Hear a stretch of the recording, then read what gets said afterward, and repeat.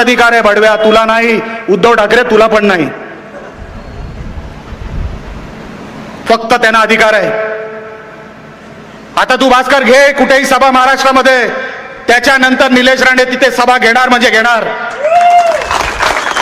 कुठेही महाराष्ट्रामध्ये सभा घे जर राहशील तर.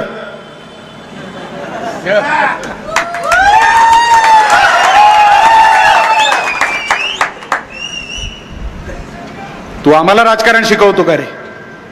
आम्हाला राजकारण शिकवतो तू? आम्ही नाही सहन करणार.